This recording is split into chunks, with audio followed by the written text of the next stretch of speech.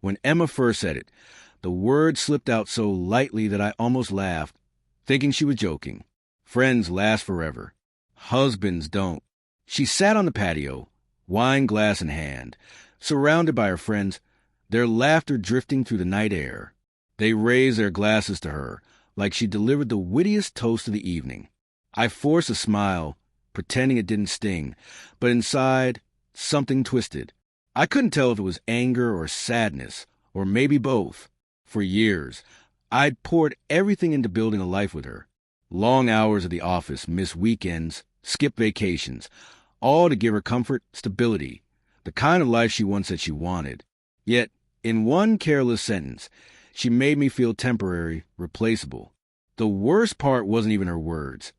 It was the way her friends looked at me afterward, with pity and amusement, like I was some oblivious fool who hadn't realized my expiration date had already been stamped. That night, I excused myself early, leaving the sound of laughter behind as I went inside. Later, when Emma finally came to bed, she smelled faintly of perfume and wine. She slipped under the covers as if nothing had happened. I turned to face her, waiting for an apology, some hint of remorse. But before I could speak, she cut me off. "Don't start," she muttered, her tone edged with irritation. "Why would you say something like that?" I asked quietly. She sighed, rolling away from me. "It was a joke, Mark. You always take things too seriously. You weren't even part of the conversation." But I was. I always was. Even when she pretended I wasn't. That night, I lay awake staring at the ceiling, wondering when I'd stop being her partner and started becoming the punchline to her clever remarks. And somewhere in that silence, a darker thought took root. Maybe she actually meant it. The weeks that followed proved her words weren't a slip. They were a truth she lived by. Emma began spending more and more time with her friends. Weekend brunches, late-night drives, spontaneous girls' trips that seemed to multiply by the month. And every time I asked why she never had time for us, she brushed me off with that same condescending tone. "You just don't get it, Mark. Friends are forever. Husbands, well, they come and go. That's life." She said it like she was quoting some universal fact, as if my place in her world was no more permanent than a pair of shoes she'd eventually grow out of. I laughed it off when she was around, but when I was alone, her words cut deeper every time. One Friday evening, after another grueling week at work, I came home to an empty house. The dinner table was bare, lights off, silence everywhere. I called, no answer. Hours later, she stumbled in, laughing, arm in arm with two of her friends. She barely acknowledged me standing there in the living room. "Don't wait up next time," she giggled, brushing past me. I wanted to shout, to ask if this was a life she wanted. But instead, I bit my tongue, thinking maybe patience would win her back. Maybe if I just kept showing up, she'd remember I was the one who'd stood by her through everything.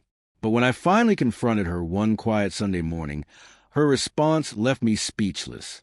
I told her how invisible I felt, how it seemed like she chose everyone else over me. Her reply? "This is your fault, Mark. You're never around when I need you. You bury yourself in work, then blame me for finding happiness elsewhere. What? You expect me to sit around waiting for scraps of your time?" I just stared at her, stunned. All those long hours, all the sacrifices I'd made for us. In her eyes, they'd turned into proof that I was the problem. That was when I realized she wasn't just careless with her words. She had rewritten an entire story, and now I was a villain in it. Her accusation echoed in my head for days. I wanted to defend myself, to remind her of every night I stayed late, so she could have the comfort she wanted, every plan I'd given up, so we could afford the life we shared. But arguing with her was like trying to hold water. Always slipped through my fingers, leaving me empty. Meanwhile, Emma doubled down. To our neighbors and mutual friends, she cast herself as a neglected wife. Mark's never around. She'd sigh, conveniently omitting the part where she'd long since stopped letting me in. The breaking point came one evening when she was chatting with our neighbor Sarah over the fence.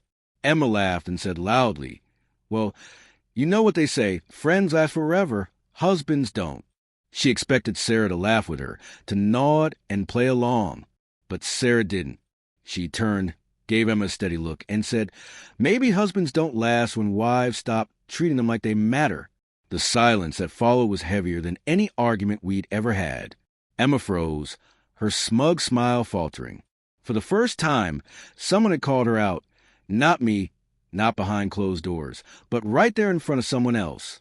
That night, she tried to twist it again, saying Sarah just didn't understand, that she'd only said those things because I was never around enough. But something inside me had changed. I no longer saw myself as a man who failed his wife. I saw her for what she'd become. Someone who mocked loyalty, tested devotion, and blamed me whenever it suited her. I stopped chasing her after that. No more waiting up. No more swallowing my pain while she laughed with her friends. If she wanted a world where friends lasted forever and husbands were disposable, then she could finally see what forever looked like without the husband who had quietly carried it for her. And as she stood there, silently replaying Sarah's words in her mind, I knew this time the blame wouldn't land on me.